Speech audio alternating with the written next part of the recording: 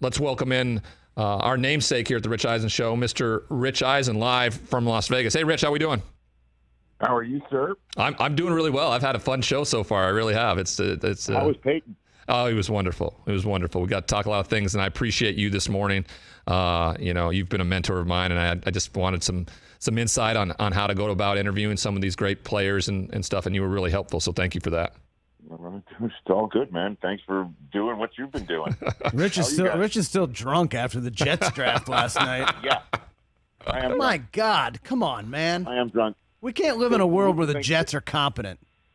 How would you have liked if you were like, let's just say you're some dude from Quincy, right? you save up all your time and your efforts to hop a flight from Logan to McCarran, the home of where Serrano once famously took the discs. You land here in town, you check in your hotel, you're just all fired up. Patriots at 21, they're going to pick. Fired up. And you go to that draft hall, you drink all day. It's like 8 o'clock at night, you're kind of tired. You find out Bill's trading down at 29. Yeah. Then they go ahead after all this time, the whole long trip from Quincy all the way to your hotel here in Las Vegas, all the way through to pick 29. It's some guy from Chattanooga. You got to Google to find out who he is. It's just, there was some dude in an Amendola jersey we shot. They saw that shot of him on NFL Network last night. He's just like looking around like, okay, once again, in Bill we trust, could have just stayed at home.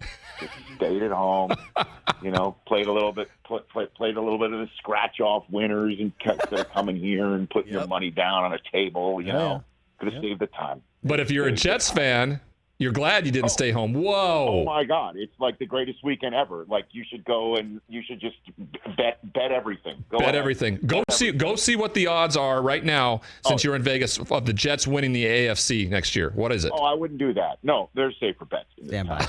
No. But hey, I wouldn't do that. Hey, come on. You got to feel that way. You got Jermaine Johnson at what? You got him at 26. I just think you just take 20 and put it down on your favorite Jet number, 12. Yeah. For Namath. Go ahead, just do that. That's what I would do if I, had the ability to do that. As an NFL employee, we're just staring at the food menus around here. That was. What was the biggest shock for you last night on the coverage? You're on air, breaking news happens. Was it the Marquise Brown? No, the AJ Brown. AJ Brown. Yeah. I mean, Brockman, you posted it right away. Yeah. That the soundbite that we elicited from Mike Vrabel a few weeks ago when he was on, and I asked about the rumors of trading AJ Brown, and he said not as long as he's coached the Tennessee Titans, and he's still coaching the Tennessee Titans, and A.J. Brown is on the Philadelphia Eagles. And, I know a lot of people are talking about what a great draft the Jets had and the Giants had, and, the Ravens had an interesting night because they wound up with Kyle Hamilton at 14, and then they traded back in on the back part of the first round. But the Eagles, trading up to go get Jordan Davis, who, next to Fletcher Cox, as long as Fletcher's still there, will be a very difficult front for Zeke to have to get through. And they will have Fletcher's, if you will, replacement for years to come. And then use the, 16th overall pick in the draft or 18th overall pick in the draft for A.J. Brown and paid him. And so that's a heck of a night for the Eagles. That's for sure. Do you find, and we've had this conversation here, and I kind of want to get your thought process on it. All these wide receivers that we're seeing being paid the bag of money, are being shipped off to places where the quarterback position isn't necessarily known. You don't quite know. I think Derek Carr, you do in Las Vegas, he's the guy, but people are always talking about it in Miami and now in Philadelphia with Jalen Hurts. The places that these quarterback or these players are coming from are the likes of Kansas City and Green Bay, where you have Hall of Fame quarterbacks. What do you think about those who are deciding to pay wide receivers and those who are deciding not to, but find that value in the draft? We've been talking about that on the show for the last couple of weeks. with Debo and A.J. Brown and DK Metcalf in their walk years.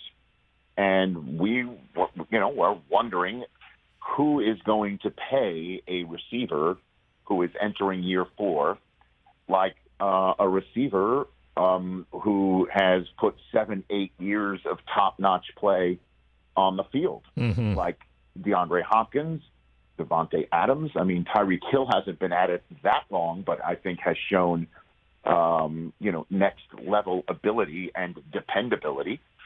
So who's going to go ahead and pay that receiver that type of money? And clearly, we found out last night the Titans won't or are hesitant to for A.J. Brown, and the Eagles will.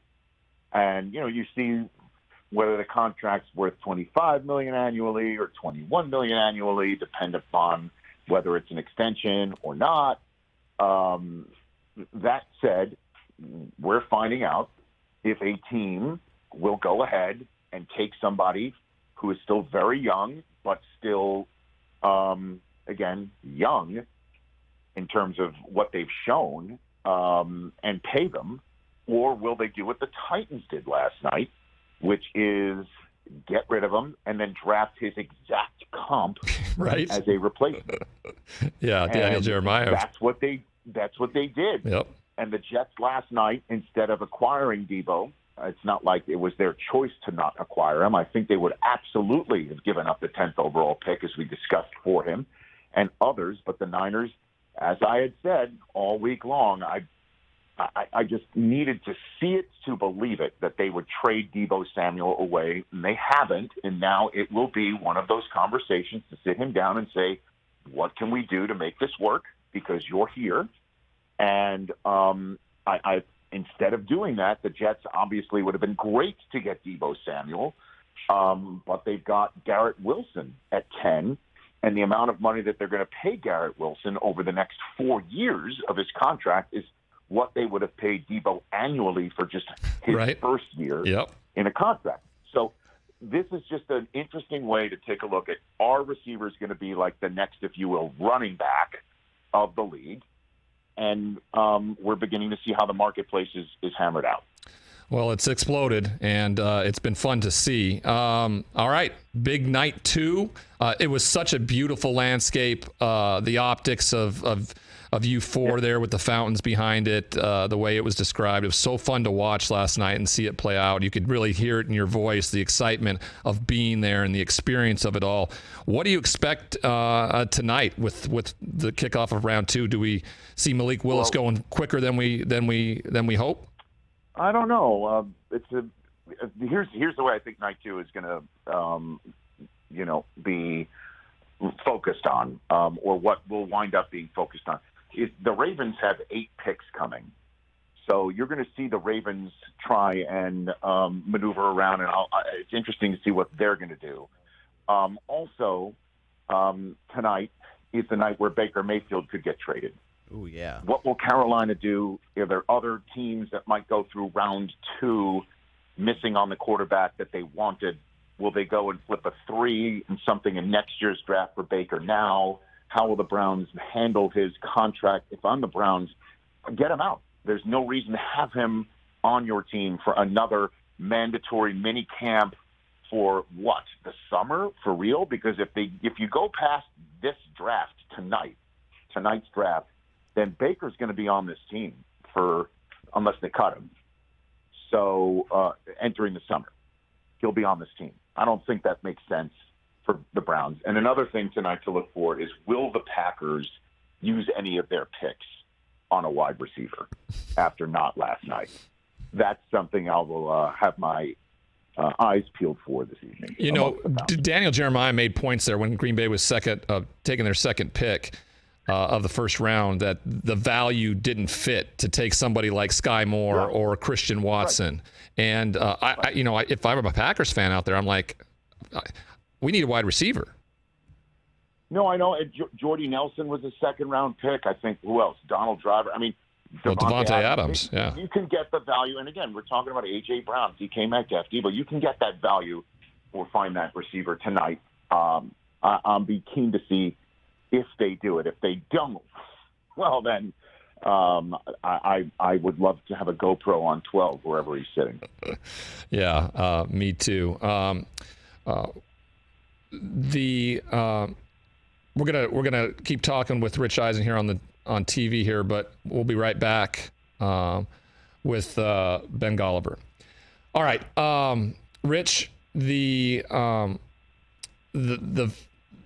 hoopla around the draft and the players and how it's changed, right? Peyton and I were looking at our pictures from 98, 24 years ago, to what the spectacle is, the green room, the show up with the mirror and the hat, the hugging the commissioner, and in the outfits and kind of the swag.